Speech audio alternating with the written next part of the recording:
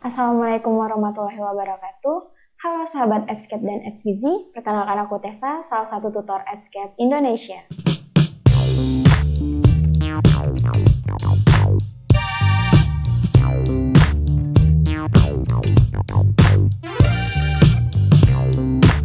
Oke, pada pertemuan kali ini kita akan membahas materi mengenai asesmen gizi, diagnosa gizi, dan intervensi gizi. Yuk, simak video berikut ini. Oke, yang pertama kita akan membahas asesmen gizi atau pengkajian gizi. Nah, tujuan dari pengkajian gizi ini yang pertama mengumpulkan, memverifikasi, dan menginterpretasikan data yang dibutuhkan untuk mengidentifikasi masalah gizi terkait penyebab secara signifikan. Yang kedua, proses ini berlangsung dinamis dan tidak linear. Tidak hanya melibatkan pengumpulan data awal, namun juga proses pengkajian ulang dan analisis data status klien atau populasi dibandingkan kriteria spesifik atau standar referensi. Oke, strategi pengkajian gizi yang pertama itu menentukan data spesifik apa yang akan dikumpulkan. Yang kedua, menentukan kebutuhan akan informasi tambahan. Yang ketiga, memilih alat prosedur asesmen gizi, yang mana terdiri dari alat pengukuran atau pengumpulan data, prosedur pengumpulan data, dan komparatif standar. Selanjutnya itu pengetahuan terkait masalah gizi, patofisiologi, metabolisme gizi, dan epidemiologi. Selanjutnya itu ada validasi data dan kemampuan membuat keputusan berdasarkan fakta. Nah, sumber dari data pengkajian ini bisa kita dapatkan dari hasil laboratorium, rekam medis klien, hasil wawancara klien, hasil wawancara dengan pendamping, dan pengamatan atau pemeriksaan. Selanjutnya itu kita akan membahas domain pengkajian gizi. Nah, domain pengkajian gizi ini terdiri dari 5. Yang pertama itu terkait gizi dan makanan. Yang kedua, pengukuran antropometri. Yang ketiga, data biokimia, tes medis dan prosedur. Yang keempat, pemeriksaan fisik fokus gizi. Yang terakhir itu riwayat klien. Nah, kita lihat di layar. Yang pertama itu terkait gizi dan makanan merupakan bagaimana kebiasaan makan, pola makan, dan segala hal yang terkait dengan makanannya. Sedangkan pengukuran antropometri, ini kita mengukur berat badan, tinggi badan, IMT, dan hal-hal yang berhubungan dengan antropometri ini. Sedangkan data biokimia, tes medis dan prosedur ini dapat berupa hasil-hasil lab, yaitu data glukosa, hemoglobin, kolesterol, dan asam urat. Selanjutnya itu ada pemeriksaan fisik, ini biasanya mengenai bagaimana kondisi fisik dari klien, mungkin kesadarannya, lalu bagaimana nafsu makannya, lalu bagaimana kemampuan menelan daripada klien kita. Nah, sedangkan riwayat klien ini itu berhubungan dengan personal klien, dari pekerjaan, dan bagaimana lingkungannya. Jadi dari domain pengkajian gizi ini kita dapat mengidentifikasikan apa masalahnya, apa penyebab, dan apa tanda dan gejala yang dialami oleh klien kita. Selanjutnya itu adalah langkah-langkah pengkajian gizi. Yang pertama itu review, di mana kita mengumpulkan, memilah, memvalidasi data. Jenis data dan metode pengambilan data disesuaikan dengan setting dan kondisi pasien. Yang kedua, cluster, di mana di cluster ini kita dapat mengelola dan mengelompokkan sesuai dengan 5 domain yang sudah kita pelajari tadi, dan kita menentukan karakter penentu dari diagnosa yang diduga.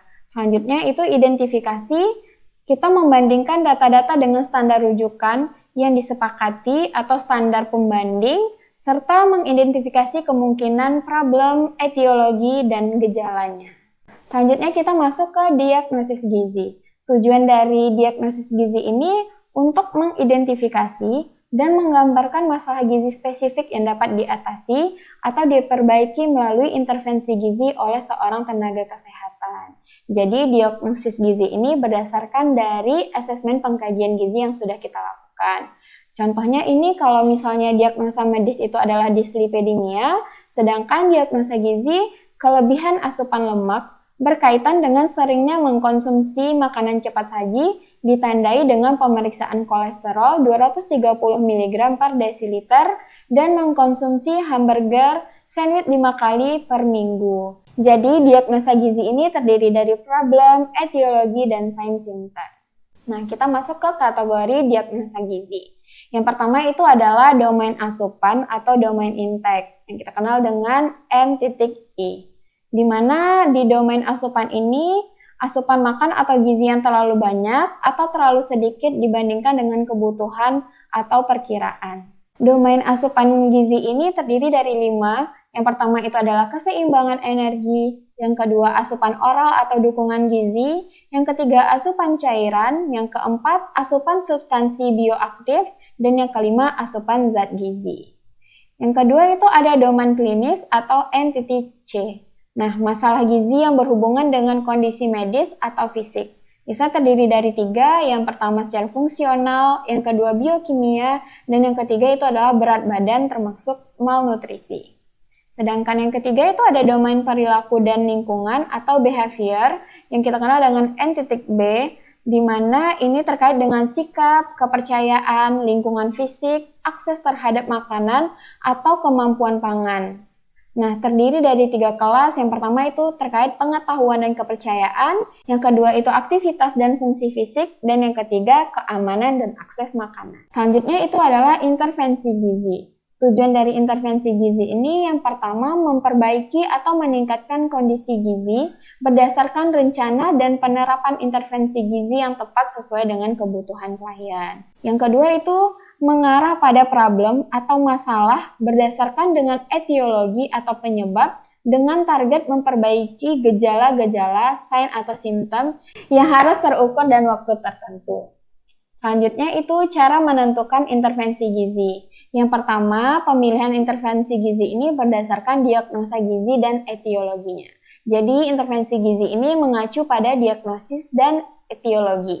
Yang kedua itu strategi intervensi gizi dipilih dengan tujuan untuk merubah asupan gizi, pengetahuan dan perilaku terkait gizi, kondisi lingkungan, atau akses pada pelayanan dan asuhan yang mendukung. Jadi, strategi intervensi gizi ini bertujuan untuk merubah hal-hal yang berkaitan dengan asupan gizi ya. Selanjutnya itu tujuan dari intervensi gizi yang ditetapkan dapat digunakan sebagai basis untuk memonitor perkembangan dan mengukur outcomes.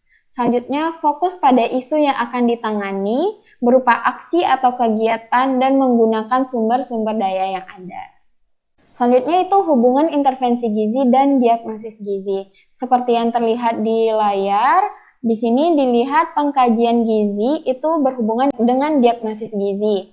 Nah, dari diagnosis gizi ini terdiri dari problem, etiologi, dan tanda gejala.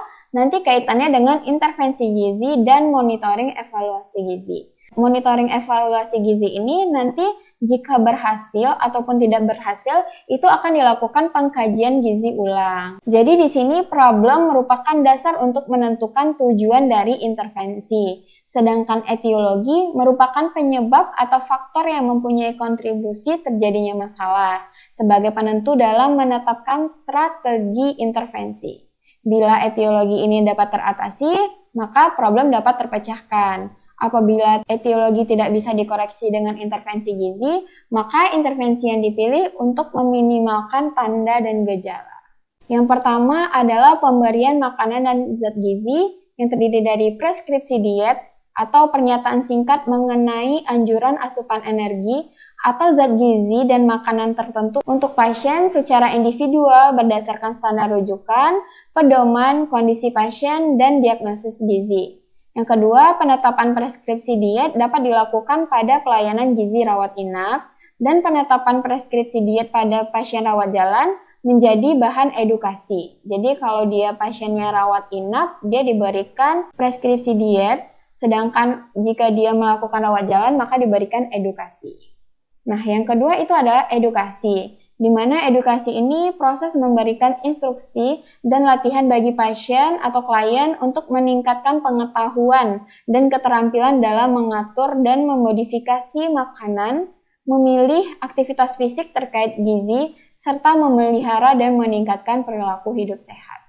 Selanjutnya itu adalah konseling gizi, di mana konseling gizi ini merupakan sebuah dukungan kegiatan kolaborasi antara konselor dan klien untuk menetapkan pilihan makanan bergizi, aktivitas, menetapkan tujuan untuk mengatasi masalah gizi dan meningkatkan status kesehatan klien. Selanjutnya itu membantu klien mengidentifikasi dan menganalisis masalah, serta memberikan alternatif pemecahan masalah dan membimbing kemandirian mengatasi masalah.